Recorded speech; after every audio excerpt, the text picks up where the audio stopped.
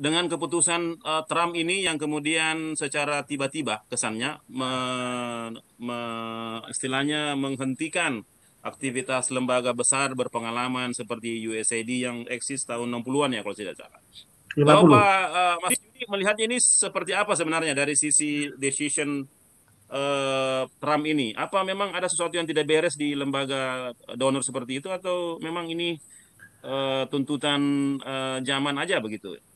Ya, USAID itu kan bersamaan ya dengan satu Iya. ideologi yang bernama developmentalism. Itu terjadi Aha. tahun ketika Marshall Plan yang di Eropa. Iya, iya, Tahun iya, 50-an lah ada di Indonesia dan kemudian 60-an itu membantu misalnya keluarga berencana dan sebagainya ya. Tahun iya, iya. 70-an baru kemudian ke sektor-sektor yang demokrasi. Itu mungkin berkaitan dengan politik ya. Politik di global lah. Nah, Mhm, mhm. eh, tapi peran kemudian makin ke sininya dia mengambil soal yang demokratisasi berkaitan dengan good governance, tata pemerintahan. Iya, iya. Oke, Mas itu Yudi, juga ada saya nggak. ini ada, di kalangan aktivis itu juga tidak semuanya menyatakan iya dengan USAID. Jadi dianggap bahwa USAID ini memperkenalkan sesuatu yang kontra dengan aktivisme. Itu yang ada beberapa hal seperti itu, ya. Itu juga persoalan. Ada yang lain misalnya, tidak semua dinamika di desentralisasi juga kemudian tujuan dari USAID misalnya untuk, good governance, kemudian soal, kakao misalnya, soal harga, soal di pertanian ya, kan ada kakao itu, kemudian HIV/AIDS dan sebagainya. Itu apakah kemudian dinamika politik lokal juga akan mendukung menjadi replikasi? Itu juga pertanyaan juga sebenarnya. Memang ada masalah misalnya dengan kesejahteraan ya. Kan banyak aktivis itu kemudian banyak pekerja LSM itu kemudian bekerja menjadi technical assistant. Meskipun tidak di USAID banyak sebenarnya.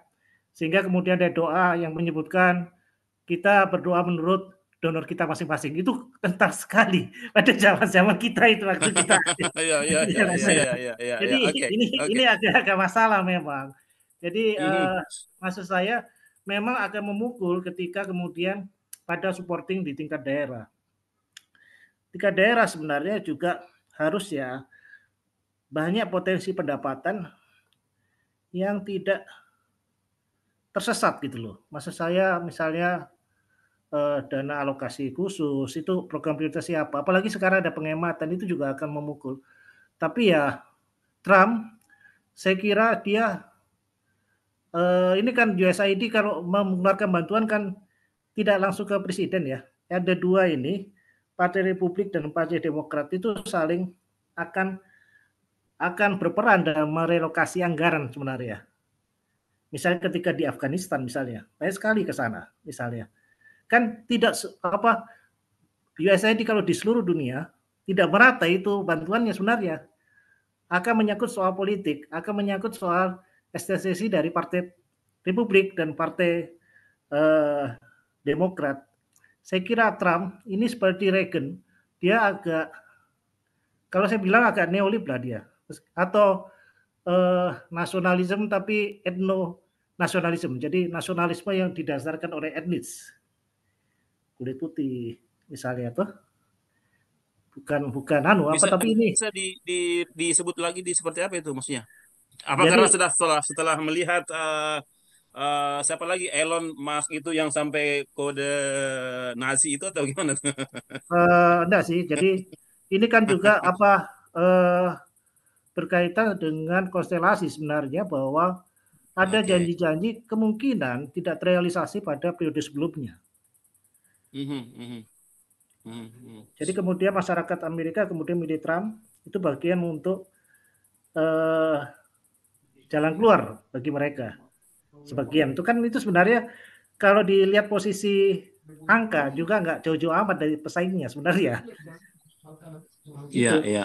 Itu yang Mas agak Yudi, ini Mas Yudi ada statementnya Elon Musk itu yang saya pikir juga shocking ya, karena dia menyebut USAID sebagai organisasi evil gitu ya, setan ya begitu, hantu atau agak apalah namanya. ya Intinya agak teroris saya lah melihatnya kali. sebagai kritik pada lembaga yang memang tidak tidak signifikan ya kontribusinya Hmm, hmm, bagi perubahan di dunia begitu ya. Dan iya. sebagai institusi, apakah memang praktiknya sejauh ini memang dia menjadi sangat pro kapitalis kah, atau dia tidak pernah mengkondisikan, tidak pernah sesungguhnya bekerja untuk demokratisasi atau apa? Mungkin Mas Yudi? Ya kalau apa itu debatable ya. Eh, Oke. maksud saya gini, apakah kemudian apa USAID tidak menjalankan roda kapitalisme? Tapi kalau menurut saya sih dia pasti menggunakan pada krisis Indonesia dia sangat sangat luar biasa loh ketika melakukan reform. Jadi reform yang dimaksud itu bukan revolusi enggak gitu loh, tapi menata kembali gitu loh, bukan membongkar, menyingkap dan sebagainya. Tetap liberalisme tetap di kapitalisme sebelum. Misalnya eh, kakao ya, katakan begitu. Tidak memandirikan petani kakao sebenarnya menjadi kolektif, tapi ada privatisasi misalnya. Itu kan jelas itu. Ada perusahaan besar di situ, ada korporasi coklat di situ, atau tata pemerintahan. Tapi tidak menyelesaikan tingkat korupsi di tingkat di daerah gitu loh. Jadi apa dia melakukan sesuatu program untuk tata pemerintahan yang baik, tapi tidak apa konsistensi kalau dievaluasi apa betul program-program itu punya efek yang luar biasa pada anti korupsi itu sendiri. Jadi pemilihan daerah untuk menjadi bagian dari program-program USAID itu juga mesti harus di apa namanya dibongkar, digeledah. Tapi bukan berarti saya menafikan apakah USAID tidak cukup berjasa bagi program-program demokratisasi. Saya mengatakan iya di satu sisi. Ada pikiran-pikiran baik tentang demokratisasi misalnya. Tetapi apakah kemudian kompetisi dalam demokratisasi, dalam pemilihan-pemilihan itu juga mesti dicurigai bahwa apa betul terjadi sesungguhnya terjadi kompetisi ataukah ini sebuah desain misalnya. Tapi kalau USAID mengatakan ini bagian dari demokratisasi, ya bisa ya, tapi bisa juga kita harus geledah ulang lah. Kita baca ulang. Bukan berarti saya ini sebagai otokritik.